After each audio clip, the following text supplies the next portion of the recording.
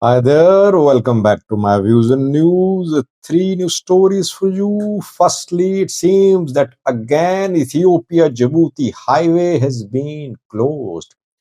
Oromo Liberation Army is closing the Ethiopia Djibouti road. Third time, I think, in the last few weeks. Secondly, Oromo Liberation Army has warned Kenya. Uh, why is it war? Is Kenyan security operation against OLA hurting Oromo Liberation Army?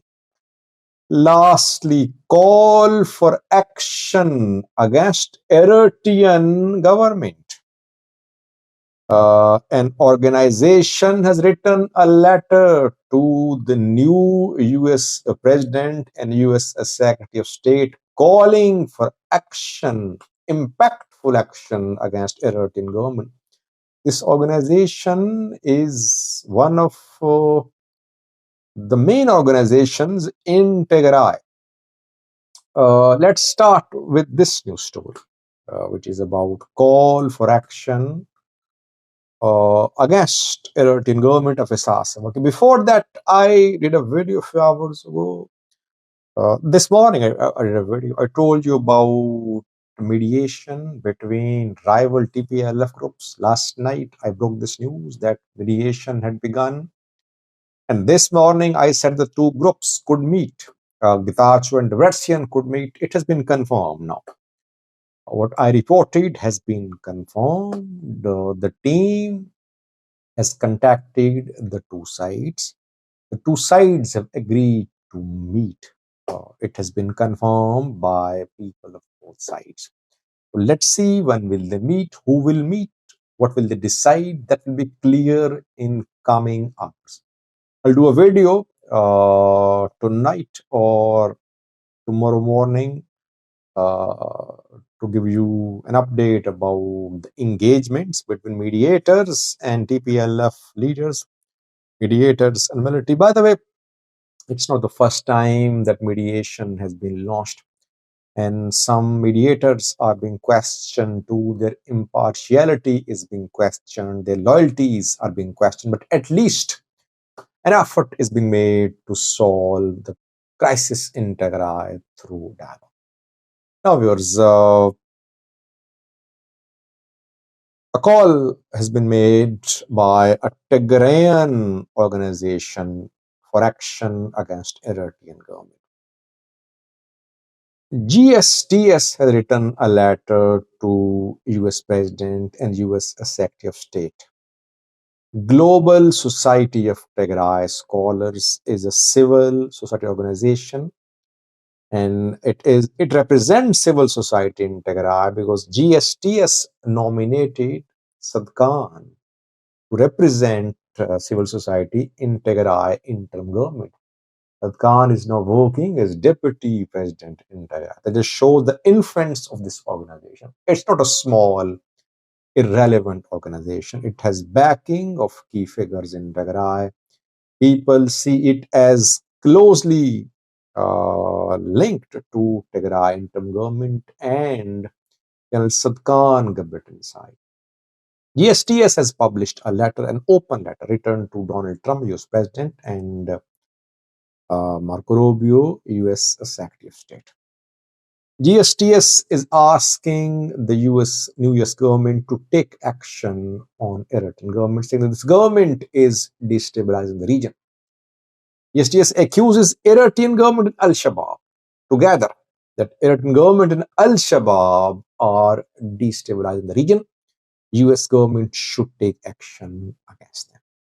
Second, GSTS is calling for support, US support for Tigray interim government, showing this organization's support for Getachaw's government. Thirdly, it is asking for return of IDPs and of Tigray.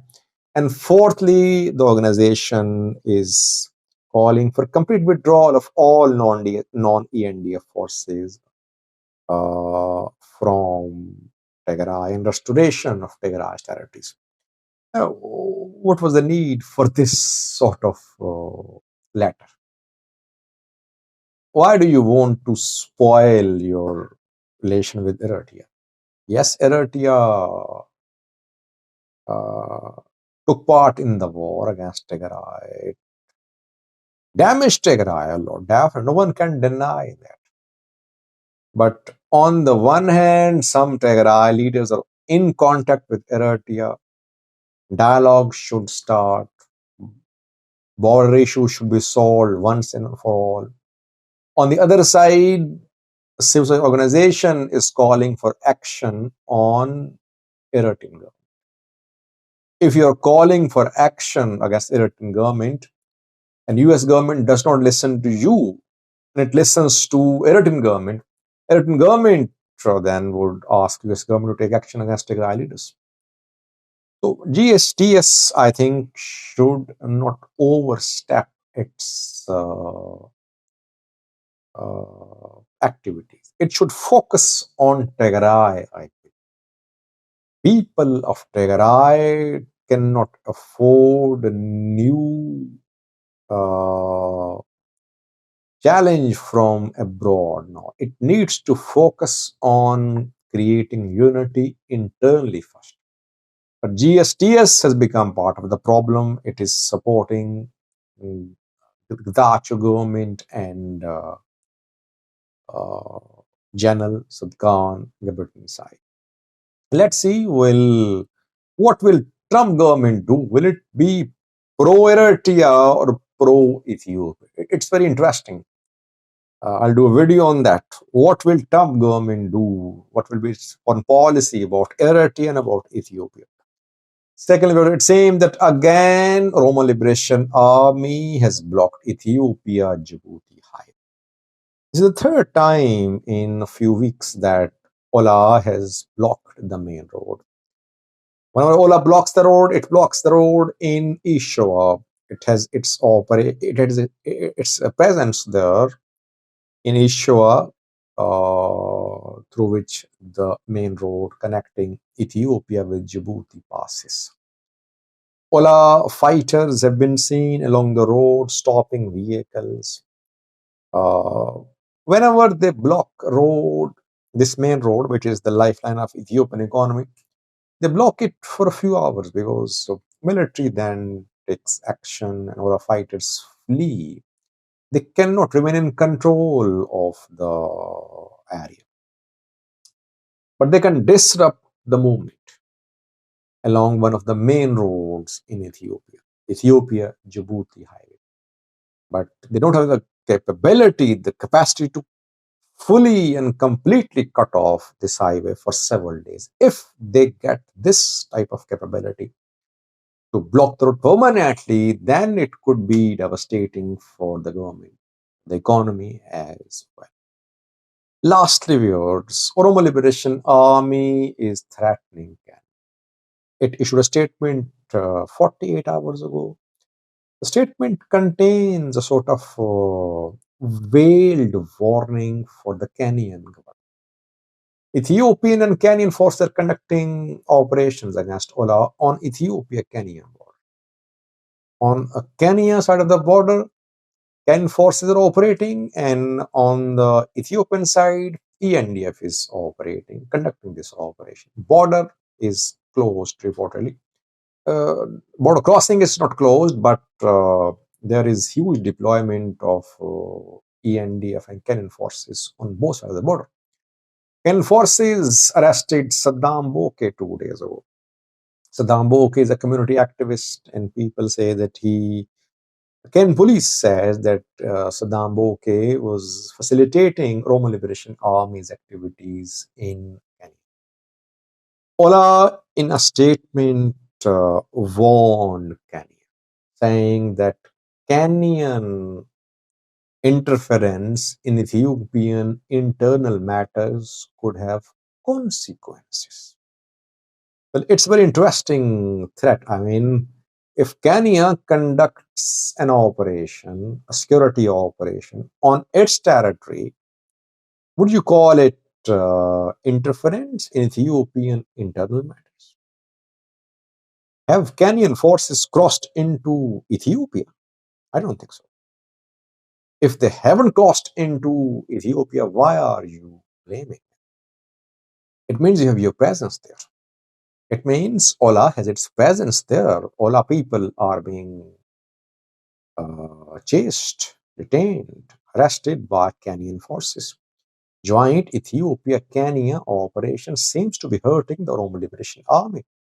OLA in its statement said that that show this attempt by Ethiopia to involve foreigners, foreign forces shows how weak Ethiopian government is. This government is collapsing, economy collapse. It wants to involve foreigners, foreign forces in the fight against OLA. Kenyan forces are on Kenyan side of the border. They have every right to conduct a security operation there. OLA seems to be warning Kenya, but the warning won't work. Ethiopia has managed to take Kenya on board. Ethiopia managed to get Joar expelled from Nairobi. He could not launch his book from Nairobi. And then Ridwan and Kenyan intelligence chief met and they launched security operation. Let's see, so far Saddam Boke has been arrested. He's a community activist. He's a Kenyan reportedly. Are major OLA commanders based in southern, whenever, by the way, in southern Ethiopia, military launches operation, OLA fighters flee into Kenya. When in Valaga, military launches operation, OLA fighters flee into Sudan, South Sudan. This time, military launching operation in southern Oromia, Kenya launching operation on the side of the Kenyan side of the border. OLA is going to be tested. Southern Ethiopia, OLA is going to be tested, it seems. Thanks for watching.